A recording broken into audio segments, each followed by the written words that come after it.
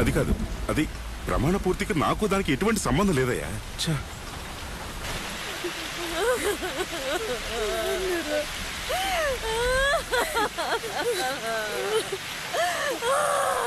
బావా వాడిని వదిలిపెట్టద్దురా. నీకు తోడుగా మరొక శవం వస్తుంది. వాడి చావు కేక ఊరి పొలిమేర వరకు వినపడాలి.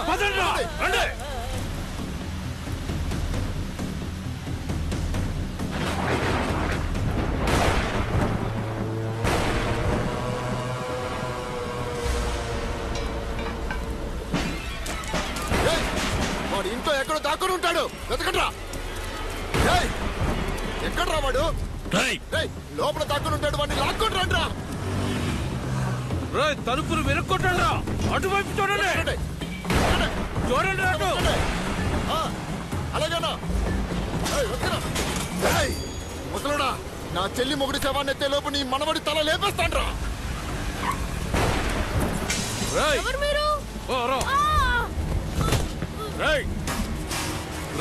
నీ తమ్ముడు కొడుకు ఎక్కడ్రా? వాడు ఎక్కడో ఉంటే ఇక్కడికి చదువుతారేంట్రా? పోండ్రా వాడి దగ్గరికి. మీ అన్నయ్య ప్రసాద్ మాకు కావలసిన వాడే. మీరు వెతుక్కుంటూ వచ్చినోడు ఇక్కడ లేడు. బయట కనబడితే ఏమన్నా చేసుకోపా. ఒట్టేసి చెప్తుందా, వాడి ప్రాణం తీసేకే మా అన్నయ్య శవాన్ని కలుస్తా. ఏం చేసుకుంటావు చేసుకోవాలరా? చేతిలో చచ్చాడు వాడు. వాడు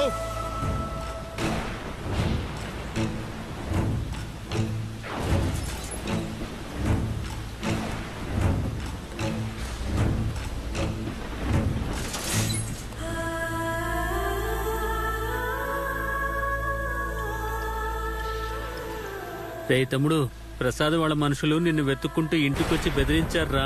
మన చంటికాన్ని కూడా బాగా కొట్టారా. నువ్వు జాగ్రత్తగా ఉండరా. అమ్మా చెల్లి నీతోనే ఉన్నారుగా.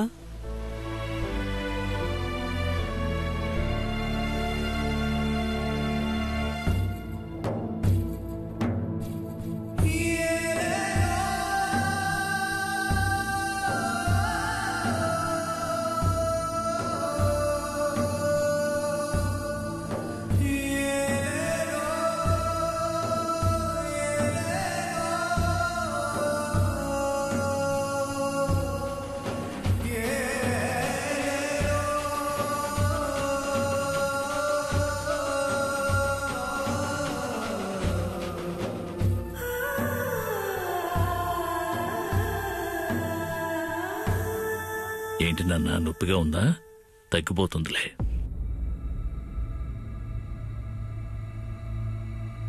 ఎవరో వచ్చి నన్ను కొట్టి వెళ్ళిపోయారు బాబాయ్. ఏంట్రా, మేమింకా బతికే ఉన్నామా లేదా అని చూడడానికి వచ్చావా? బాబాయ్ ఏంట్రా బాబాయ్, నీ చెల్లి మగుడు మాత్రం బాగుండాలి, మేం మాత్రం చావాలా? బయటికి పోరా, బయటికి పోరా నాన్నా. అలాగే కాని, నీకు నచ్చినట్టే కాని. ఇలాగే మీ నాన్న కూడా నేనే గొప్ప నెగిరేవాడు, ఏకంగా పైకే పోయాడు. అన్నయ్య, వాడు మన తమ్ముడు. వీడు కూడా పోతాడు. హీరో అనుకుంటున్నావా? ఎవడో ఒకటి చేతిలో చచ్చిపోతావు. పెదరన్నా, నేనేం చేశాను పెదరన్నా? నేను అన్ని మిమ్మల్ని అడిగే కదా చేస్తున్నాను. మమ్మల్ని అడిగి ఏం చేసావురా నువ్వు? చెయ్యమన్నది చెయ్యవు, చెయ్యదన్నది చేస్తుంటావు. ఇదేనా అమ్మాయి చెప్పింది నువ్వు చేసింది? ఇదిగో ఇక్కడ నించుంది చూడు. అసలు వీళ్ళ అమ్మ ఎప్పుడైతే ఈ ఇంట్లో కాలు మోపిందో అప్పటి నుంచి అన్ని సమస్యలే. ఇప్పుడు కూడా ఈ దరిద్రం వల్లే సమస్యలు. ఆ రోజే చెప్పాను, అనాథాశ్రమంలో వదిలేయండి అని. మాట ఎవరన్నా విన్నారా? అయ్యయ్యా, వద్దయ్యా, వెళ్ళిపో బాబు. ఈ ఊరే మనం ఎప్పుడు గొడవ పడతామని ఎదురు చూస్తుంది. వద్దయ్యా, వెళ్ళిపో బాబు. ఏంట్రా అలా చూస్తున్నా? కొట్టానంటే దవడ పగిలిపోద్ది. నేను చూస్తూనే ఉన్నాను. ఏంట్రా ఊరికే రెచ్చిపోతున్నావు? లేకపోతే కార్యము, పెళ్లి, గుడి తిరునాళ్లు, వీరభద్రస్వామి మొక్కు అన్నింట్లో నేనున్నానని ముందుకొచ్చి నిలబడుతున్నావు. పోటీ పడుతున్నావా? పోటీ, అది కూడా నాతో. నిన్నెవరూ మార్చలేర్రా. నేను మీతో ఎలా పోటీ పడగలను పెదనాన్న? మీరు ఎక్కడో ఉన్నారు పెదనాన్న. మా నాన్న చనిపోయిన తర్వాత 25 ఏళ్లుగా మేము వేరుగా బతుకుతున్నాం. నేనెంత పెదనాన్న, కనీసం మా నాన్నకి నేను కురివి పెట్టలేకపోయాను పెదనాన్న. నాన్న ప్రేమలో కొంచెమైనా దక్కకపోతా అని నేను ప్రతిరోజు 24 గంటలు మీ చుట్టూనే తిరుగుతూ ఉన్నాను. కానీ ఏ ఒక్క రోజైనా మీరు నన్ను ప్రేమతో చూసుకొని ఉంటారా పెదనాన్న? కనీసం ఇంటి లోపల కూడా రారు కదా. బాబాయిని పెళ్లికి డబ్బులు అడిగాను, ఆయన డబ్బులు నాకు వడ్డీకిచ్చారు. సరే, మన బాబాయే కదా అని తీసుకున్నాను. ఇప్పుడే నాకు మొత్తం అర్థమవుతోంది. మేమే మిమ్మల్ని మా సొంత వాళ్ళు అనుకున్నాం, కానీ మీరు మమ్మల్ని అనాథలుగానే చూశారు పెదనాన్న. పెద్ద మావయ్యన్నా చిన్న మావయ్యన్నా చాలా ఇష్టం. కానీ మాతో సంబంధం కలుపుకోవడానికి వాళ్లే ఆస్తి అంతస్తు చూశారు. మీరు కూడా పెదనాన్న, మీకు తెలియకుండా మేము ఇంతవరకు ఏమీ చేయలేదు, కానీ మీరు మాకు తెలియకుండా చాలా చేశారు పెదనాన్న.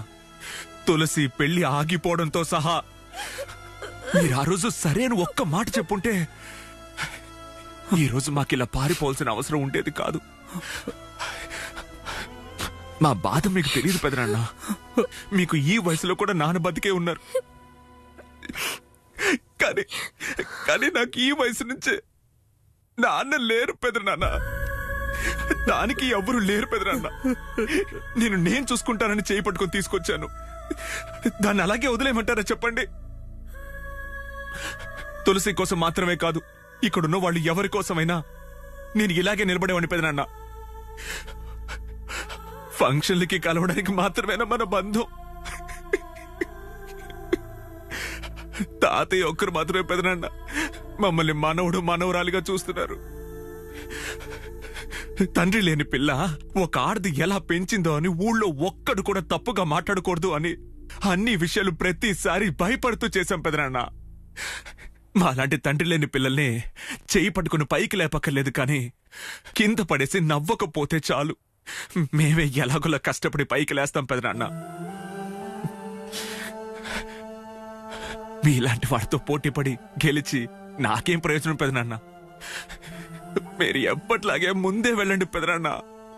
సంతోషంగా మీ వెనకాలే వస్తాం మేము. మీరు ఎన్ని తిట్టినా విసుక్కున్నా ఇక్కడికిక్కడే తిరుగుతూ మీరు ఒక్కసారి తిరిగి చూడకపోతారని నిలబడే ఉంటాను పెదనాన్న.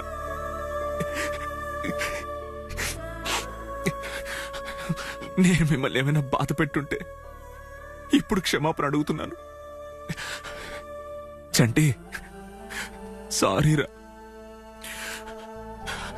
ఇక మీదట నా వల్ల, నా చెల్లెలి వల్ల మీ ఎవరికి ఏ సమస్య రాదు. ఈ రోజుతో ఈ సమస్యని నేనే ముగిస్తాను.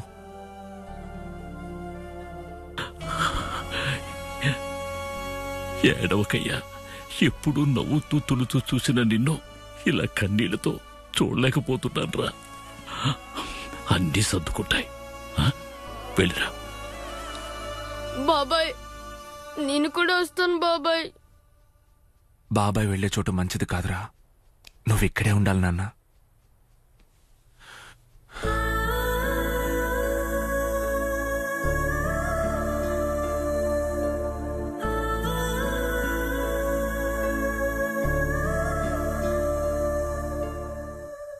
అన్నా అన్నా, ఆ పక్కూరోడు కుటుంబంతో పాటు వచ్చేసాడన్నా. ఏమంటున్నావురా? అందరూ బయలుదేరండి.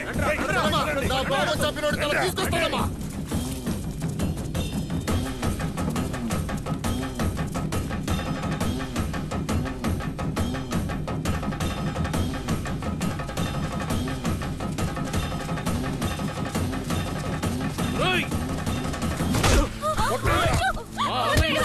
కాపాడి తీసుకెళ్తావా? ధైర్యంగా ఈ ఊళ్ళోకి వచ్చావు. చావు నా చేతిలోనే ఉంది. అయిపోయావా నువ్వు ఇవాళ? చంపితే కానీ వదల.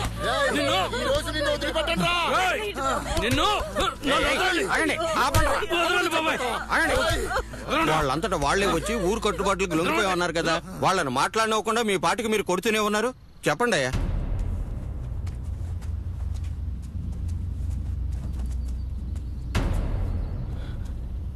మా బావ చేసింది చాలా పెద్ద తప్పు. దానివల్ల ఇంకో ప్రాణం పోకూడదనే మా బావను కాపాడాను. ప్రాణం విలువేంటో నాకు తెలుసు. ఆ కుటుంబం పడే బాధ కూడా నాకు తెలుసు. వాళ్ళ కోసం మేము ఏమైనా చేస్తాం. ఈ ఊరేం చెప్పినా మేము ఒప్పుకుంటాం. చంపింది మీ బావ కాదు, ఇదిగో వీడు. నేనే చేశానని వెళ్లి లొంగిపోతాడు. డబ్బు కాసుపడి మీ బావ లోపలికెళ్ళాడు. అన్యాయంగా ఒక మంచి మనిషికి శిక్ష పడకూడదని ఈ ఊరే సపోర్ట్ చేస్తుంది. నువ్వు మీ బావతో మాట్లాడి బయటికి తీసుకురా. వాణ్ణి ఇక్కడే నిలబెట్టి నరికేస్తాను, నరికి తీరతాను. వాడి ప్రాణం పోతేనే మా బావ ఆత్మకి శాంతి కలుగుతుంది. ఎవరో చేసిన తప్పుకి వేడి ప్రాణం తీయడం న్యాయం కాదు బాబు. అదిగో నా బిడ్డని చూడండి, కడుపులో మరో బిడ్డను మోస్తుంది. తను కూడా నీ చెల్లెల్లాంటిదే కదా బాబు. ఏమంటున్నావు? నా సొంత అన్నయ్యే పోయాడు. ఇంకెవరు ఎలా పోతే నాకేంటి? మా బావ ప్రాణాలు తప్ప ఇంకేం కావాలన్నా అడగండి. ఇంకేమన్నా కావాలంటే? ఓహో, డబ్బు బేరం చేస్తున్నావా? నీ దగ్గరుందని చూపిస్తున్నావా? నాకు వాడి తలే కావాలి. వాడిక్కడికి వచ్చే వరకు ఎవరు ఇక్కడి నుంచి కదలటానికి వీల్లేదు. మీ ఊళ్ళో వాళ్ళు ఒక్కరంటే ఒక్కరు కూడా రాలేదు. ఎన్ని రోజులైనా నువ్వు ఇక్కడే ఉండాలి. ఉంటావా? మీ ఊరికొచ్చేలా మోకాళ్ళ మీద కూర్చొని చేతులు కట్టుకుని మాట్లాడుతున్నానని భయపడుతున్నారనుకోకండి. భయపడుంటే వీళ్ళిద్దరిని తీసుకుని మీ ఊళ్ళోకి వచ్చేవాణ్ణా? కట్టుకున్న చేతులు తీశానంటే ఎన్ని చేతులు నరుకుతానో తెలియదు. సరిగ్గా 7 నిమిషాల్లో మీ అందరినీ కొట్టి పడేసి మా అమ్మని చెల్లెల్ని తీసుకెళ్ళడం నాకు పెద్ద విషయమేం కాదు. ఏంట్రా మా ఊరికి వచ్చి ఎక్కువ మాట్లాడుతున్నావు?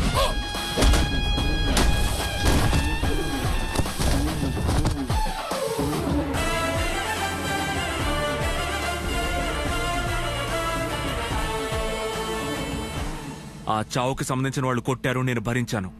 అందరికీ అలా కాదు. నేనెందుకు రాలా?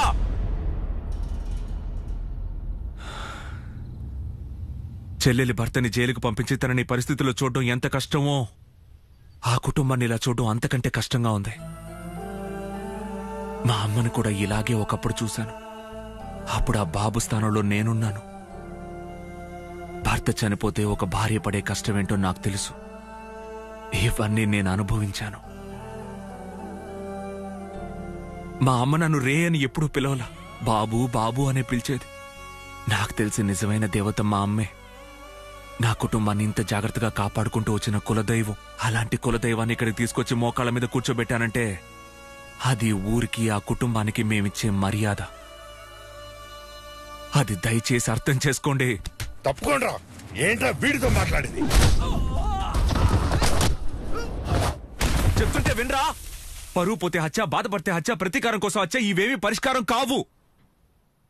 ఒక ప్రాణం తీసే హక్కు ఎవ్వరికీ లేదు. అలాగే ఒక ప్రాణం పోతే ఇంకో ప్రాణం తీసి దాన్ని సమం చేయాలనుకోవడం తప్పు. అమ్మా లేమా, తులసిలే.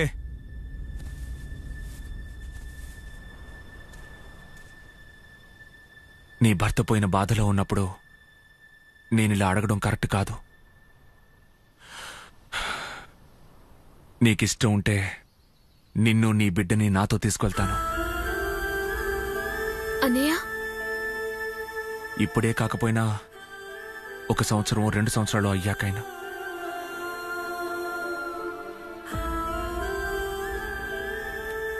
చాలా సంతోషం. మీరు చాలా గొప్పవారు. ఎవరో చేసిన తప్పుకి శిక్ష మీకెందుకు వెయ్యాలి? నా భర్త చావు తన భర్త చేతిలోనే అని రాసుంది. కాలమే నిర్ణయిస్తుందంతే. దీని గురించి ఆలోచించి బాధపడి లాభం లేదు. ఈ అమ్మాయి బాగుండాలని నేను, నా భర్త ఆశీర్వదించాం. అదే చేతులతో తన తాళిని తెంచలేను. మన ఊరి జనమంతా కలిసి వీళ్ళని గౌరవంగా పంపితే చాలు. మా జీవితాలు బాగుంటాయి. నా భర్త ఆత్మకి శాంతి కలుగుతుంది.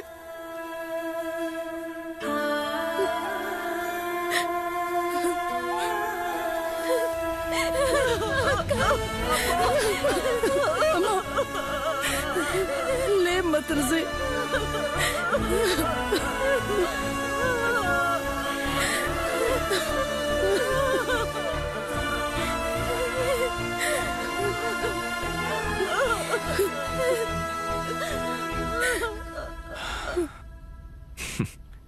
నీకు పక్కూర్లో చాలా మంది బంధువులున్నారు.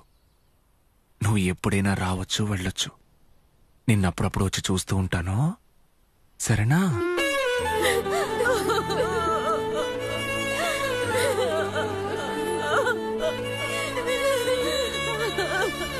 వెళ్ళిరండి బాబు.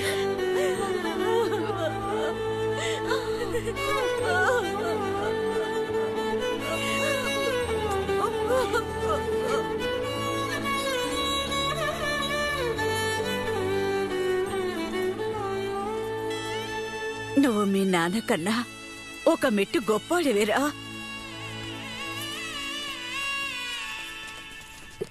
అసలు నేను నీ రుణం ఎలా తీర్చుకోవాలన్నయ్య?